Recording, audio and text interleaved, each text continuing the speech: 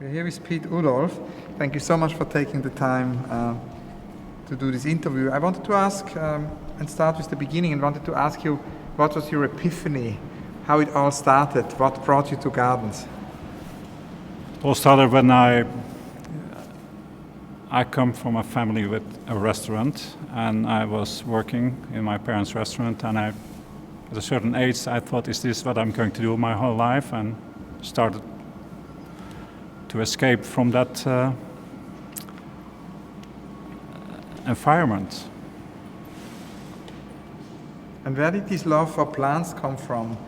Did you have a garden as a child? Or? Never.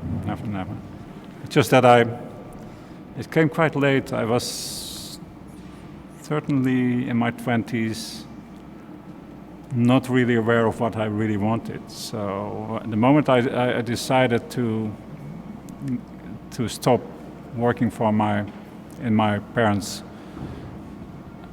business, I had to still find my way. So, and I was just working everywhere, and just till I found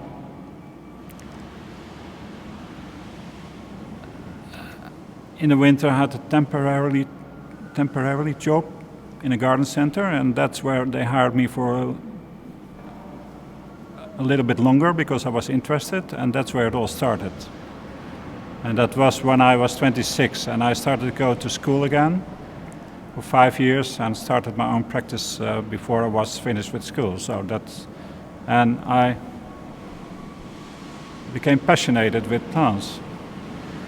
And when would you say did you do your first project, which is kind of part of your catalogue raisonné, which is no longer a student project? When did this epiphany happen? Your first kind of valid garden you still like now? Oh, my first gardens, they already started in the 70s. I think the late 70s I had gardens already that were published, but they were private residential gardens. But our biggest move was then when we moved from the city of Haarlem to a rural area in nearby Arnhem, where we started to grow plants for projects. And so we started a small nursery and a trial garden.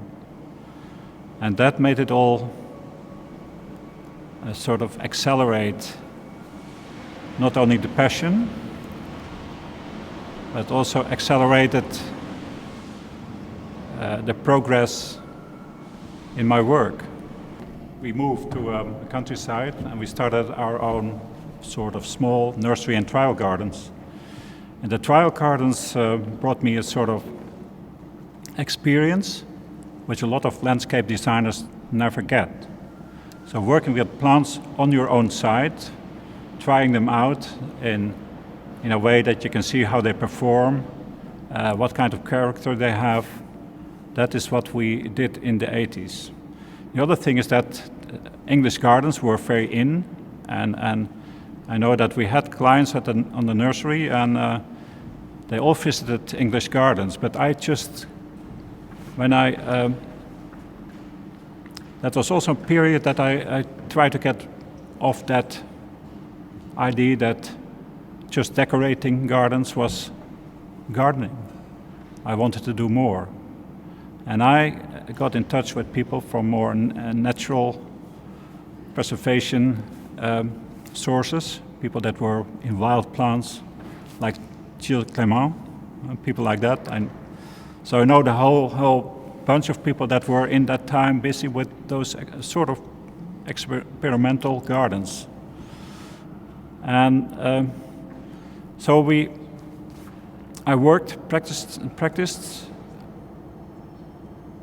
and I was researching and collecting. So we did a lot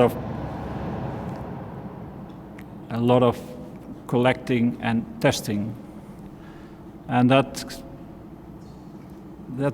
came out very well. I went to a lot of conferences that had the issue public space in the city. So I learned to know a lot of architects, landscape architects, directors of city green, And so it came that in the 1996 I got a commission to do a park in Stockholm, a small public park.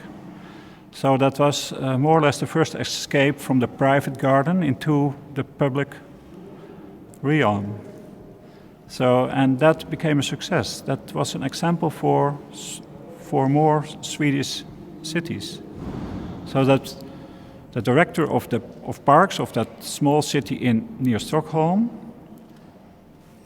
he already created a sort of green in his town that was exceptional, but bringing this little park as an extra created a very strong sense in a lot of communities, of municipalities, for a better quality of green. So that's how I started to work in public.